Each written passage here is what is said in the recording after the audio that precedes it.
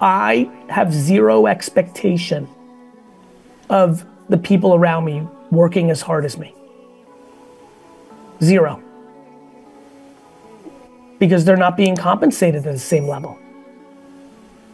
I think this is a huge mistake, and it's an audacious and delusional mistake that people around you should be working as hard as you when they are not being compensated as much as you are. I deal with it very easily. I have employees that are 9-to-5ers, my friend, really, and it doesn't bother me. I don't get to judge my employees' ambitions. I just have to do a good job articulating the truth of what comes along with their ambitions. So if you're a 9-to-5er and you're off the grid all weekend and after 5, it's unlikely you're gonna be the CEO one day when I move on. But it doesn't mean you can't have a great career at my company. And so I need all types. I need the people that wanna work. And by the way, I'm also very prepared when their vibe changes. I've had many employees sit in my room at 25 and tell me, Gary, one day I'm gonna run this company. And then they fall in love and start a family and move out to the suburbs and wanna go to every softball game. And I think that's beautiful.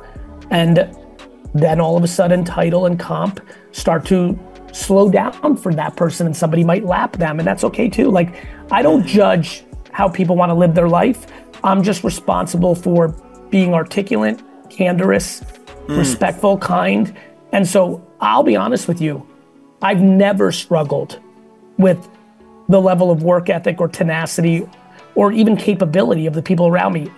If I think someone stinks and are lazy, I'm in control, I can fire them. Just remember, if you have employees, you're in charge. You know, like, I'm stunned by how many CEOs or founders are crying about things all the time. They're like, Johnny's a mess. I'm like, fire Johnny. You can. You know, and so just a lot of excuses and a lot of lack of accountability. And like, by the way, if you're firing Johnny as your right hand and he's the 6th right hand you fired in 2 years, now it's time to not point fingers, it's time to point thumbs. Because clearly you're the problem. So there's self-awareness, there's so much that goes into building this out properly. Yeah, I like that. Which Michael Hyatt would always tell me about stuff like that. What about your leadership has led to this result? You're the common denominator. I couldn't explain to you how much I believe the next sentence out of my mouth. I genuinely believe that every single thing in my companies that's a problem is 100% my fault. I'm aware that I didn't forget to close the door. Like, you know, but I think that level of accountability when you're at the top actually leads to a lot less anxiety and a lot more happiness. And I also think it's true.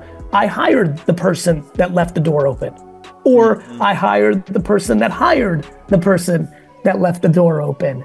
And so I think that's something that is liberating, and I think is unfortunately a little rare. And how do you figure out where to focus your attention? I juggle it through good people. You know, so I think one thing I've done very well is I built a very large organization with VaynerX. So VaynerX holds VaynerMedia and 8 other companies, the Sasha Group, even Saddam, Vayner Commerce, and Gallery Media Group, PureWow.com, and things of that nature, Vayner Speakers. And then even outside of that, Vayner Sports sits outside of VaynerX. My brother runs that. And then there's obviously VeeFriends that sits outside of it. And now I have VaynerWatt, which is a TV production company, sits outside of it. VaynerWatt, my partner Eric Wattenberg, runs that day to day. I'm the special sauce. Vayner Sports, my brother AJ runs that. I'm the special sauce. VaynerX, I run. VeeFriends, I run. But VaynerX, I run with Mark Yutkin and Alan Harker and Avery and Nick and Kaylin and Hannah. And, you know, and VeeFriends, I run with John Troutman and Andy Craniac and Mi-Ling Chow. Like, so, you know, I think I scale through people, which works for me because I'm very much a guidance counselor, a camp counselor, a head coach, you know, a big brother. I'm very comfortable and I enjoy leading people and building really deep relationships within my business organizations. And that continuity, even Wine Library, I still run, I mean, literally while we were listening to that nice music, I'm gonna pull it up right here on my laptop.